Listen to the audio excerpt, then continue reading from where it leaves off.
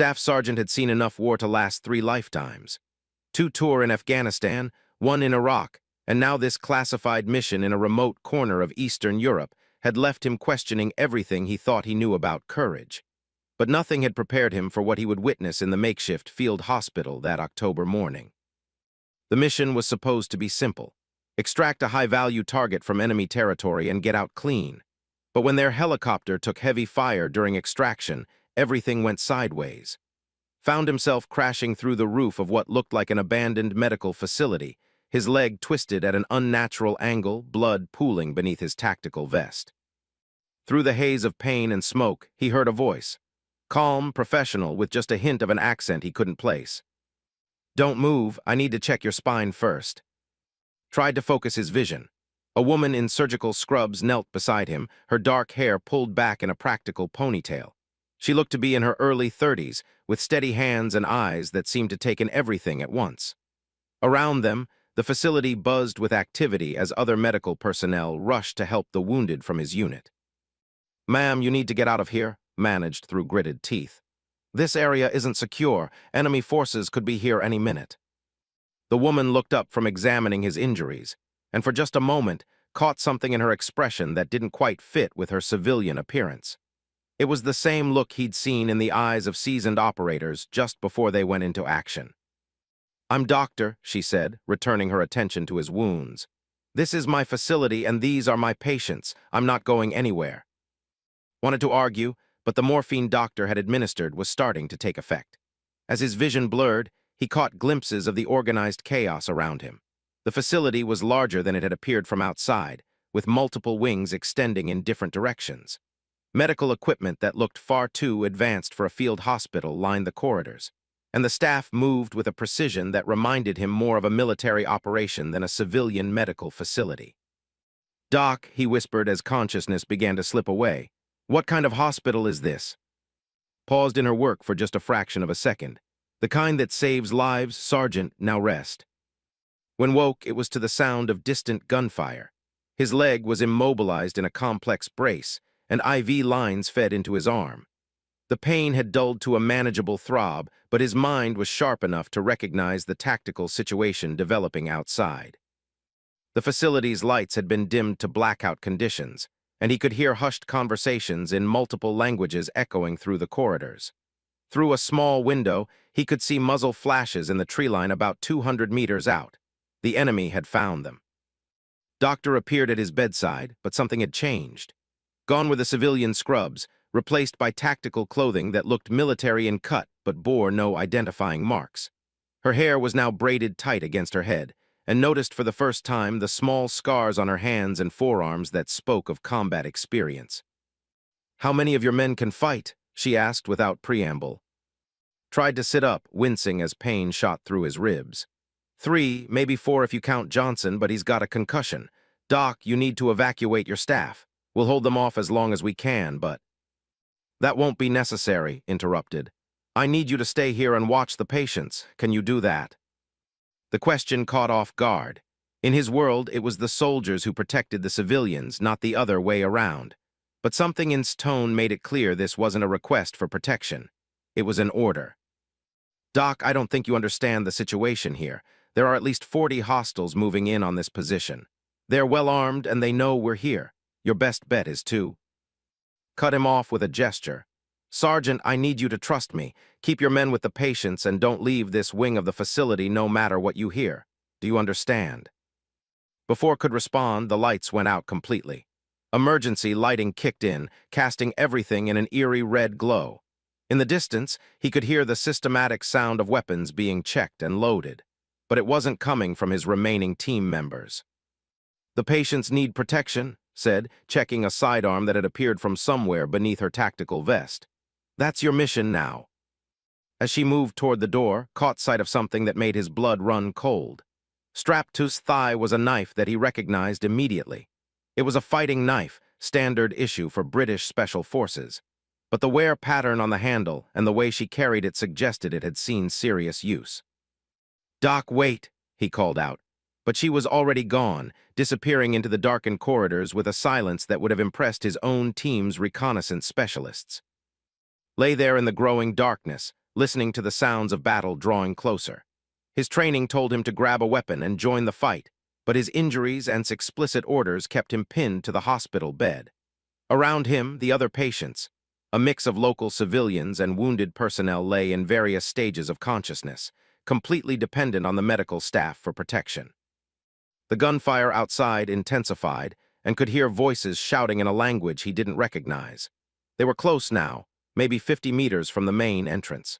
His hand moved instinctively to where his sidearm should be, but found only bandages and medical tape.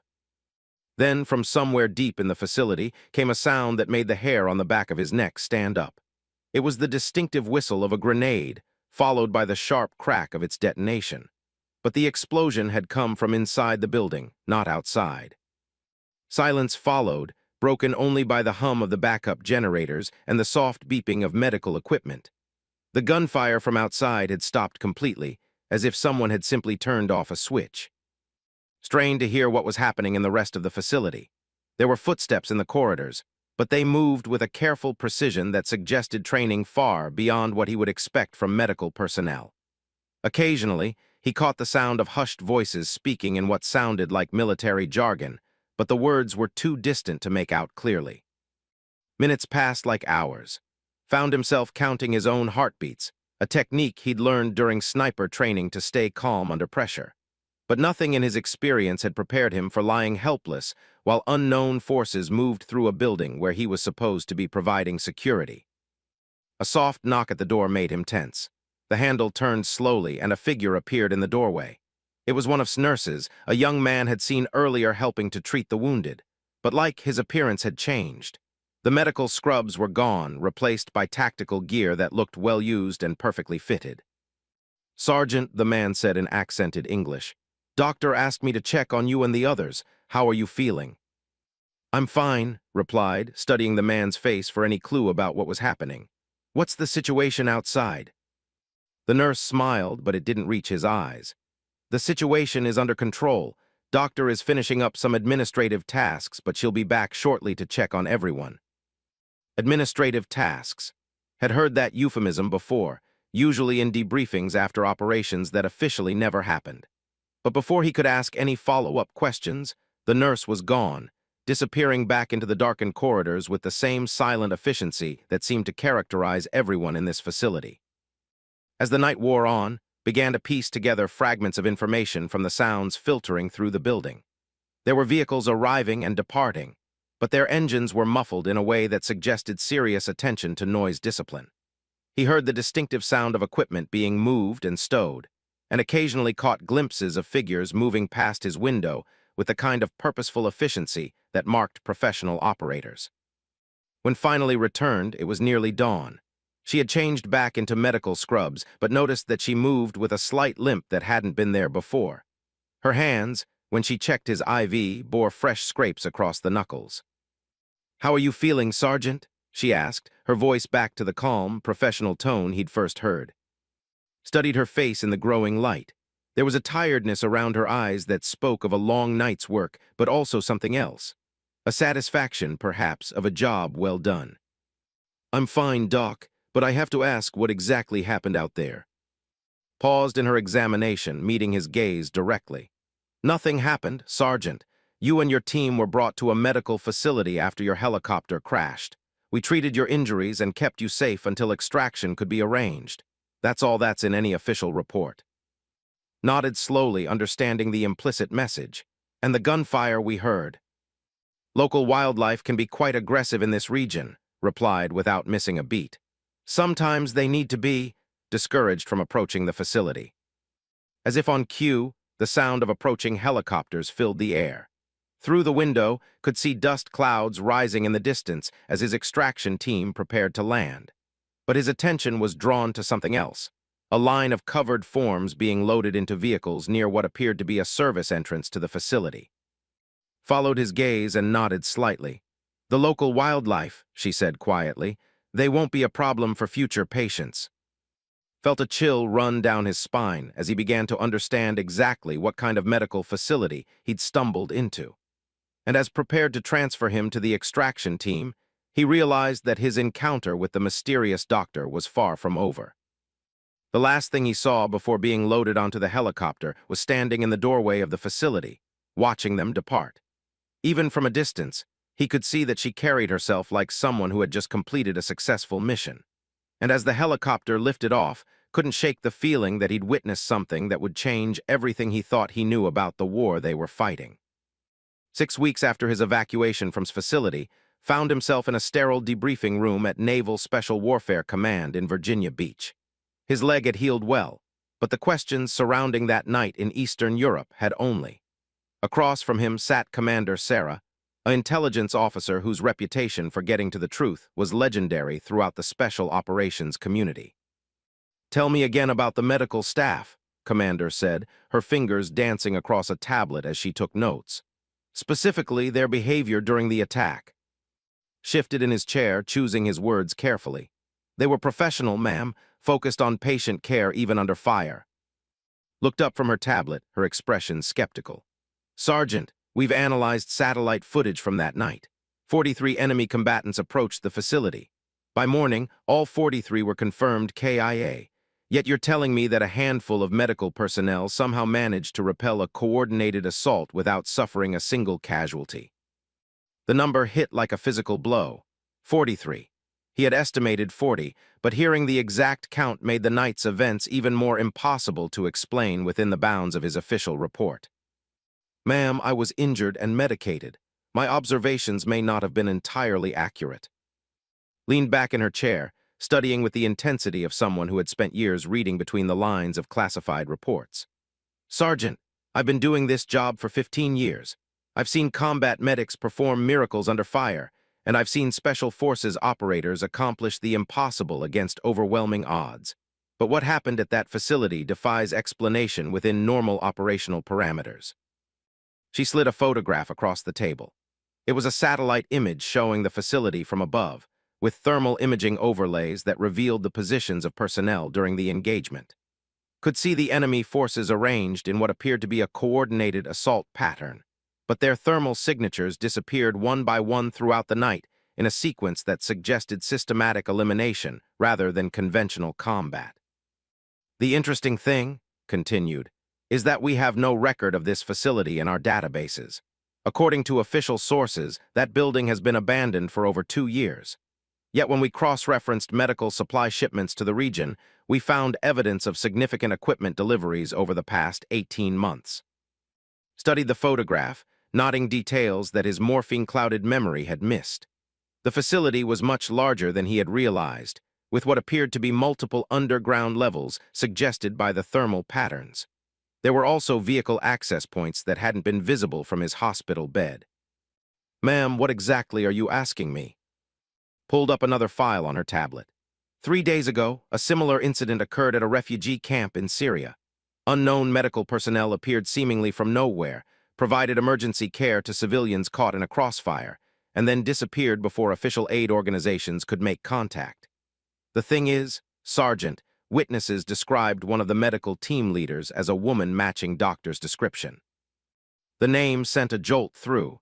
He had spent weeks trying to convince himself that was simply a dedicated civilian doctor who had been caught in the wrong place at the wrong time. But the evidence was painted a very different picture. 2 weeks before that, continued, a field hospital in Ukraine reported that their facility was saved from artillery barrage by unknown personnel who neutralized the attacking force and then vanished. And a month before your mission, a medical convoy in Somalia was ambushed by 26 hostiles. All the attackers were found dead the next morning, but the medical personnel and their patients were completely unharmed. Slid a stack of photographs across the table. Each showed similar scenes of tactical precision that suggested military training far beyond what civilian medical personnel would possess. In several images, could make out figures in medical scrubs moving with the kind of coordinated efficiency that marked special operations teams. "The pattern is consistent, Sergeant. Wherever doctor appears, impossible things happen.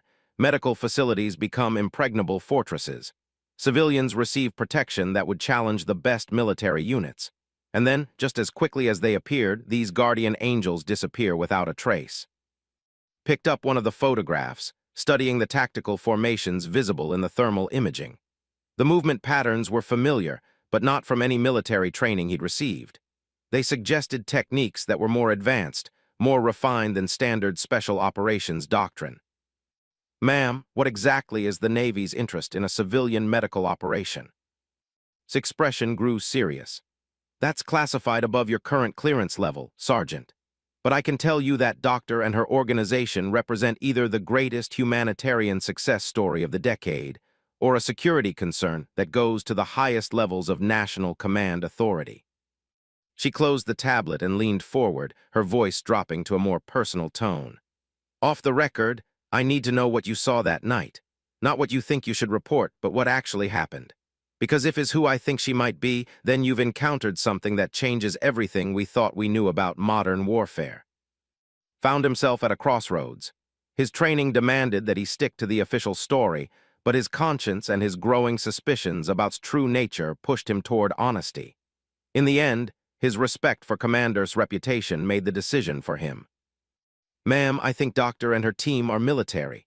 Highly trained, probably special forces background, but operating under medical cover for humanitarian missions." Nodded, but her expression suggested that his assessment was only scratching the surface of a much deeper truth. "There's something else, Sergeant. We've been tracking financial patterns related to these incidents. Someone is funding these operations on a massive scale.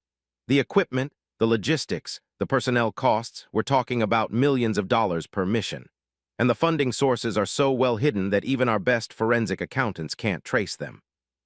She pulled up another file on her tablet, showing financial transaction patterns that resembled a spider web of connections across multiple countries and currencies. "Whoever is backing has resources that rival most government intelligence budgets. They've created a network that can appear anywhere in the world on short notice, equipped with military-grade medical facilities, and staffed by personnel whose training exceeds most special operations units." Studied the financial charts, trying to process the implications.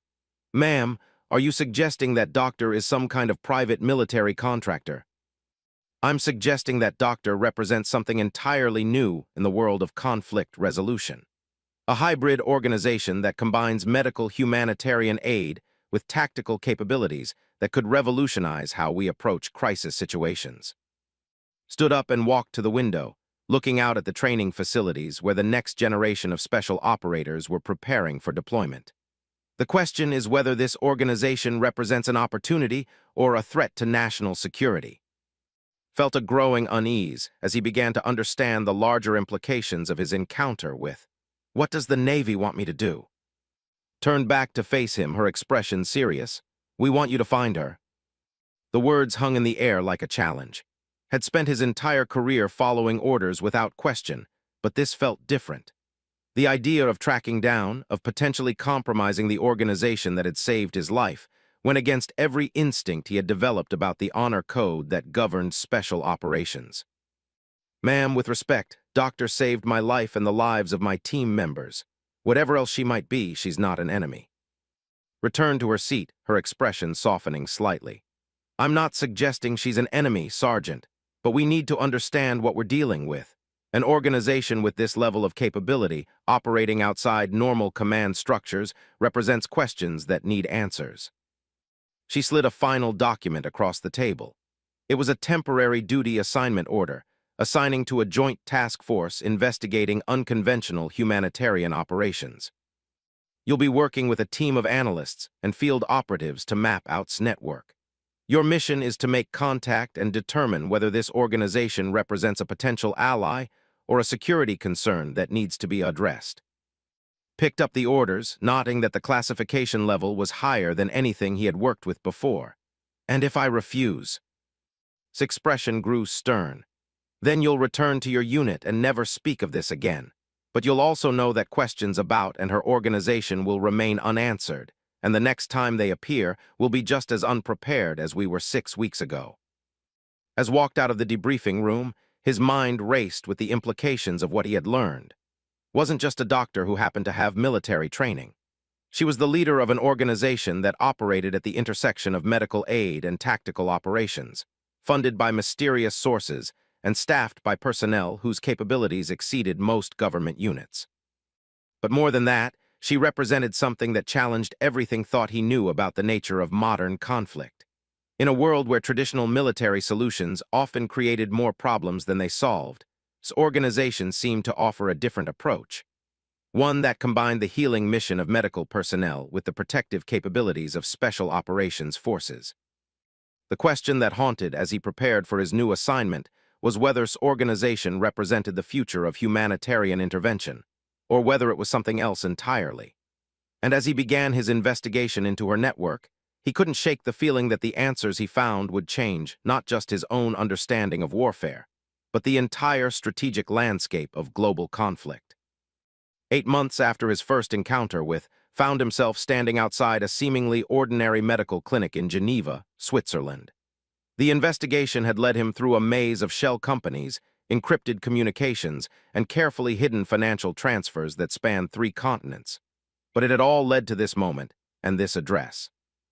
The clinic looked exactly like what it claimed to be a small, private medical facility catering to international travelers and diplomats, but had learned to look beyond surface appearances. The security cameras were positioned with the precision of a military installation. The staff members he could observe through the windows moved with the confident efficiency that marked professional operators. And the subtle reinforcements around windows and doors suggested that this facility was prepared for more than medical emergencies. Commander's voice crackled through his earpiece. "Remember, Sergeant, this is a reconnaissance mission only. We need to confirm's location and assess the scope of her organization. No direct contact unless absolutely necessary." Adjusted the hidden camera in his jacket as he approached the front entrance. His cover story was simple. He was a former soldier seeking treatment for chronic pain related to his injuries. It was close enough to the truth to be convincing, and it gave him a legitimate reason to be there. The receptionist who greeted him was a middle-aged woman whose pleasant smile didn't quite hide the fact that her eyes were constantly assessing him for potential threats. "Mister, we've been expecting you. Doctor will see you shortly." The use of his real name sent a chill down spine. He had made the appointment under an assumed identity, using documentation that should have been impossible to penetrate. Yet somehow, his organization had seen through his cover before he had even walked through the door. As he waited in the reception area, observed the other patients. They appeared to be a mix of international travelers, but he noticed that several bore the subtle markers of military service, the particular way they sat, the way their eyes tracked movement, the unconscious positioning that suggested combat training. Whatever this clinic was treating, it wasn't ordinary travel-related illnesses. "Mister," a familiar voice made him look up, stood in the doorway, wearing a white coat over professional clothing. She looked exactly as he remembered, but her expression carried a mixture of amusement and resignation that suggested she had been expecting this encounter for some time. "Doctor," replied, standing to shake her hand. "Thank you for seeing me on such short notice." His grip was firm, but noticed that she held his hand just a moment longer than necessary, her thumb finding and pressing against a specific pressure point on his wrist. It was a technique used to detect concealed recording devices, and her slight nod told him that she had found what she was looking for. "Please come to my office. We have much to discuss." His office was larger than had expected, with medical diplomas and certificates covering one wall. But his trained eye noticed other details, a computer system that looked far more sophisticated than anything needed for a small clinic, communication equipment that suggested global connectivity, and a safe built into the wall that was designed to military specifications. "You've been looking for me for quite some time," said, settling behind her desk. 8 months, 14 countries, and approximately $2 million in investigation costs. I'm flattered by the attention. Felt his carefully prepared cover story crumble. "How long have you known?" Smiled, and for the first time, saw a hint of the warmth that had sustained him during his recovery. "Since the day you left my facility in Eastern Europe. Did you really think that someone with my resources wouldn't monitor the people whose lives we've touched?" She opened a file on her desk and slid it across, too. Inside were photographs documenting every step of his investigation meetings with Commander, surveillance operations, financial transactions related to his mission. The level of detail was staggering and suggested an intelligence capability that rivaled major government agencies. "The question isn't how long I've known you were looking for me," continued. The question is why I'm allowing you to find me now. Studied the photographs, realizing that organization had been watching his investigation from the beginning. Every move he had made, every lead he had followed, had been monitored and documented with professional precision. Why, he asked simply, stood and walked to the window, looking out at the bustling streets of Geneva. Because the world is changing. The old models of conflict resolution aren't working anymore. Traditional military solutions create more refugees than they protect. Humanitarian aid without security capability leaves civilians defenseless. We represent something new. She turned back to face him and could see the passion and conviction that drove her work. We call ourselves the Medical Emergency Response Corps, though that name appears in no government database and no official records. We are physicians, nurses, medics, and tactical specialists who have dedicated our lives to providing medical care in the world's most dangerous places. Moved to another wall where a large map showed locations around the globe marked with colored pins. Recognized several of them as sites where impossible medical miracles had been reported, places where civilian medical personnel had somehow managed to provide care under combat conditions. We have 147 active personnel worldwide, continued. Former Special Forces operators who became medical professionals, doctors and nurses who received tactical training, medics who wanted to do more than just treat the symptoms of conflict. Studied the map, beginning to understand the scope of organization. Who funds you? Smile was enigmatic. People who believe that healing and protecting are not mutually exclusive missions. Individuals who have the resources to support an organization that operates outside traditional bureaucratic constraints. She returned to her desk and pulled out another file, this one much thicker than the first. I'm going to tell you something that your government doesn't know and that your investigation hasn't uncovered. We've been approached by several intelligence agencies offering contracts for our services. The CIA wants us to provide medical cover for covert operations. Russian intelligence has offered us funding in exchange for intelligence on American activities. Chinese military intelligence believes we could be useful for expanding their influence in developing nations. The implications hit immediately. An organization with capabilities could be an incredible asset for any intelligence agency, but it could also represent a massive security threat if it fell under the wrong influence. What did you tell them? His expression grew serious. We told them what we're going to tell your Navy. We work for the patients. Period. We don't take government contracts, we don't gather intelligence for foreign powers, and we don't allow political considerations to influence our medical decisions. She opened the thick file and spread its contents across the desk. Inside were medical records, mission reports, and financial statements that documented organization with meticulous detail. Realized that she was giving him access to information that intelligence agencies had spent millions trying to obtain. This is everything: our organizational structure, our funding sources, our operational procedures, and our mission statements. I'm giving this to you because I believe that transparency is the only way to prevent misunderstanding. Began reading through the documents, his amazement growing with each page. Organization was even more sophisticated than his investigation had suggested. They maintained medical facilities on 4 continents, operated a logistics network that could deploy anywhere in the world within 72 hours, and had treated over 3,000 patients in active conflict zones without losing a single medical team member. But there's something else, continued, her voice growing more serious. Something that your government needs to understand if we're going to coexist peacefully. She pulled out a final document, this one marked with classifications that had never seen before. We've been tracking the same intelligence patterns that brought you to my attention.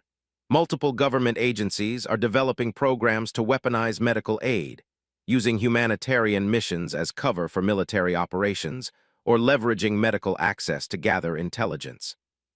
Felt a chill as he read through the document. The implications were staggering. If medical aid became associated with intelligence operations, it would compromise the neutrality that allowed humanitarian organizations to operate in conflict zones. We won't allow that to happen, said firmly.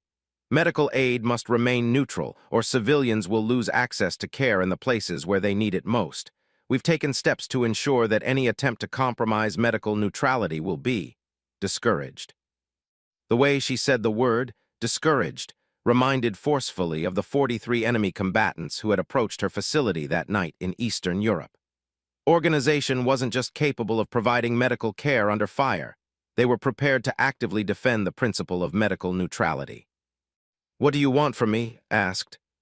Collected the documents and placed them in a secure case, which she then handed to. "I want you to take this information back to Commander and her superiors. I want them to understand that we exist, that we're not going away, and that we're willing to cooperate with legitimate government interests as long as they respect our core principles."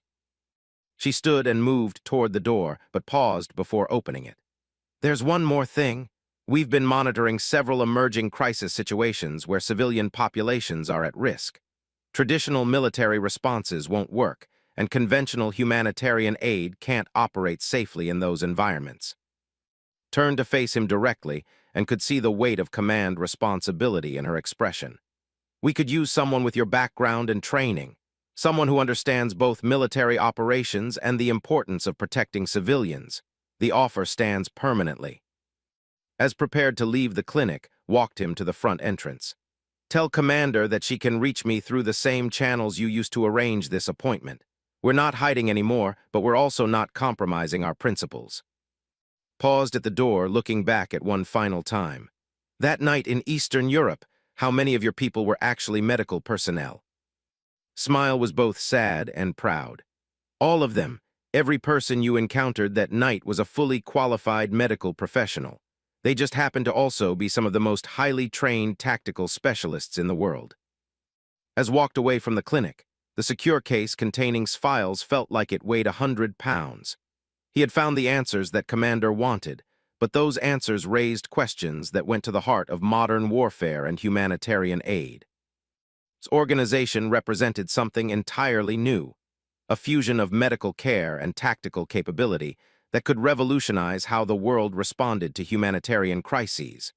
But it also represented a challenge to traditional government control over both military and medical operations. As prepared his report for Commander, he realized that its greatest achievement wasn't the impossible military victories she had accomplished. It was the creation of an organization that refused to accept that healing and protecting had to be separate missions. The war was fighting wasn't against any particular enemy. It was against the idea that civilians had to choose between medical care and security. And as considered her offer to join that fight, he couldn't shake the feeling that she was winning a battle that governments around the world hadn't even realized was being fought. The story of the SEAL who thought was just a nurse had become something much larger, a glimpse into a future where the line between humanitarian aid and tactical operations had been erased, replaced by something that was somehow both and neither at the same time.